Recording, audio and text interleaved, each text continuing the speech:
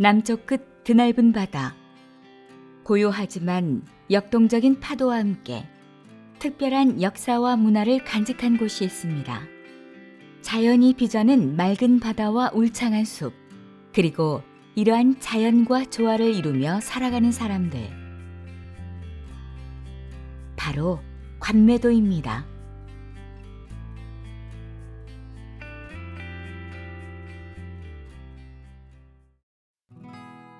전라남도 진도군.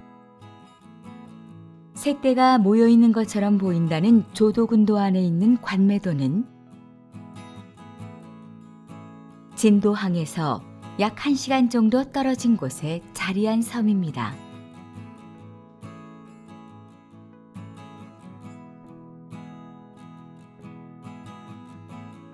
해변과 곰소리 아름다운 관매마을과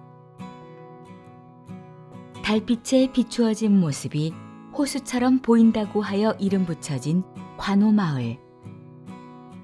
그리고 아름다운 유채꽃이 주위를 둘러싸고 있는 장산편 마을로 이루어져 있습니다. 그렇다면 언제부터 사람이 살았을까요?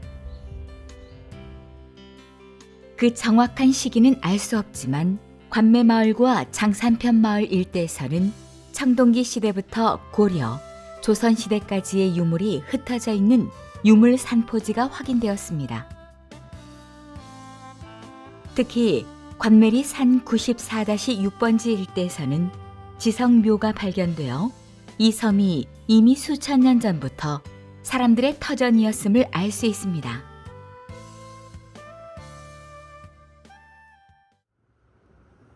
관매도의 역사적 기록은 18세기 이후 기록과 고지도의 관매도의 고칭이 비로소 등장하게 됩니다.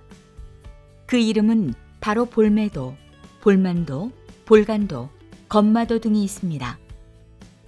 먼저 볼매도는 가장 흔한 기록으로 승종원 일기에 1732년 11월 청나라 배표류 관련 기사를 시작으로 호구총수, 진도군 제도면조에서도 나타납니다. 고지도에서는 18세기의 호남지도, 지승, 해동지도 등에서 등장하게 됩니다. 이어 볼간도, 건마도 등이 발견되는데 건마도는 1872년에 지방도에서 표기되어 있음을 알 수 있습니다. 특이한 것은 관매도란 한자 기록은 일제강점기 이후에 비로소 등장하게 됩니다. 1915년 일제시대 지적원도 그리고 매일신보 기사에서 그 이름을 찾을 수 있습니다. 이처럼 관매도는 다양한 이름으로 불려왔습니다. 하지만 그 유래는 정확하지 않은데 1700년대 조시성을 가진 선비가 섬에 가득 핀 매화를 보고 관매도라고 했다는 구전이 전해오고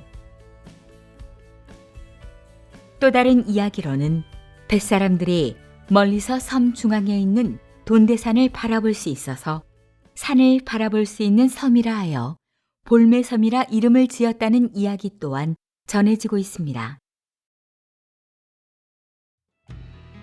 관매도의 농업은 지형적 조건과 고령화로 인해 규모가 크지 않으며 점차 축소되고 있습니다. 대부분은 유채밭, 쑥밭, 그리고 개인적인 텃밭 등으로 바뀌었습니다. 쑥은 매년 경운을 하면 좋다고는 하지만 굳이 경운과 파종을 해마다 다시 하지 않아도 재배할 수 있습니다. 대신 쑥을 깎고 빈 곳을 채워주는 방식으로 밭의 경작이 가능하기 때문에 고령자이고 농사에 참여하는 사람이 적더라도 쑥밭 운영이 가능하다고 합니다. 이러한 쑥은 정월 대보름부터 양력 5월 정도까지 수확 작업을 합니다. 수확된 쑥은 주로 대전, 부산 등 육지로 판매되며 일부는 마을에서 쑥 막걸리 재료로 사용하고 있습니다.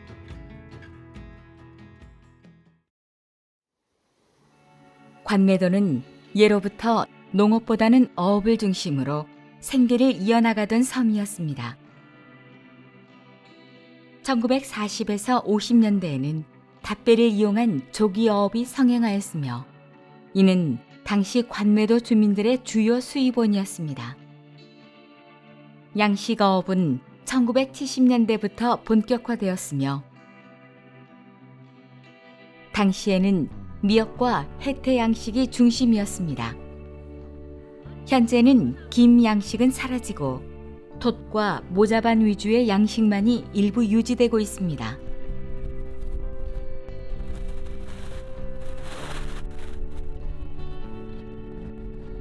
(1980년경) 처음 톳 양식을 시작했을 당시에는 갯바위에서 채취한 톳을 줄에 달아서 키우는 방식의 양식이었다가 이후 바다에서 씨앗을 내 양식하는 방식으로 변화되었습니다. 한 1,700kg 정도? 1,700kg 정도? 생으로는 1,700kg. 건조하면은 168, 180kg, 200, 180kg 정도. 그 정도. 톳 양식은 기본적으로 60발을 한 줄로 하며 떼발 간의 간격을 8발로 30줄 이상 하는 가구도 있지만 보통 30줄 정도가 한 가구의 노동력으로 감당하기에 적절한 규모라고 할 수 있습니다.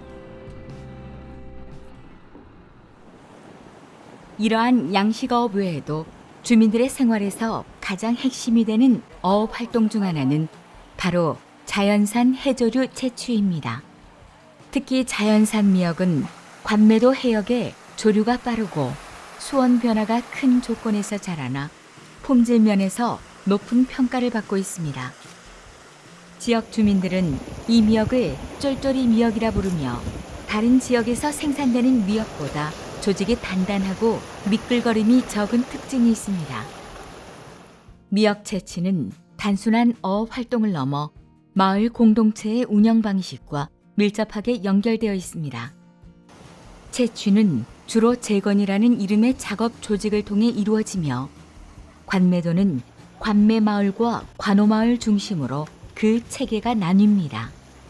채취는 음력 1월경 설날 전후에 마을 사람들이 함께 갯바위를 닦는 갱번고사와 갯닦기를 시작으로 1년의 미역 채취 과정이 시작됩니다. 이후 양력 5월경 수행하는 물주기입니다. 갯바위에 붙어서 자라기 시작한 미역이 강한 햇볕에 익어 잎이 뒤집어지지 않도록 물을 뿌려줍니다. 이후 수확은 주로 양력 7월 20일경이면 시작되며 대개 8월 10일까지 진행합니다.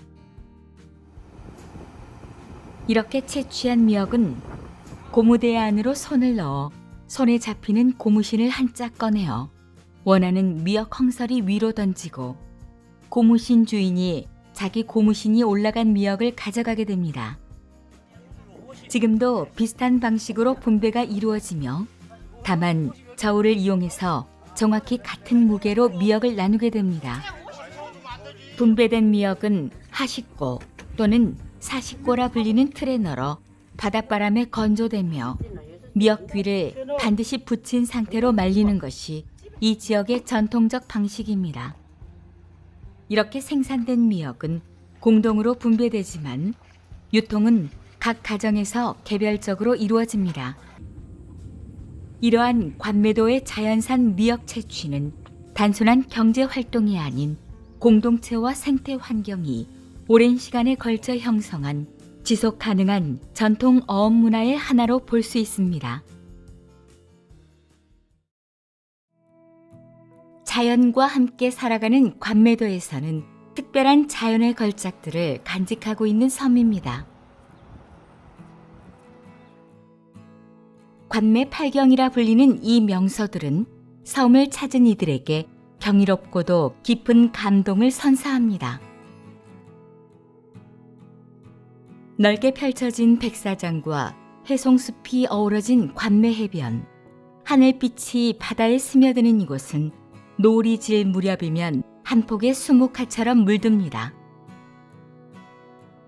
방아섬은 절벽 위에 솟은 두 개의 바위가 마치 방아를 찢는 형상으로 선녀가 내려와 이곳에서 방아를 찧었다는 이야기가 전해지는 신비로운 전설의 무대입니다.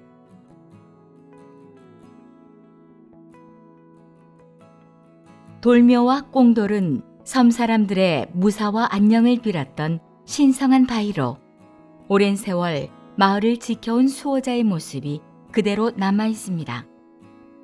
바위 절벽 사이 하늘로 치솟은 듯한 달이 하나가 놓여 있습니다.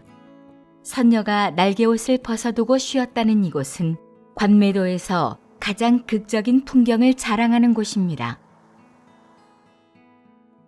서들 바굴폭포, 달이여, 하늘담 등 이러한 관매도 발경은 단순한 풍경이 아닌 자연과 함께한 사람들의 오랜 시간과 기억이 고스란히 녹아있는 장소라고 할 수 있습니다.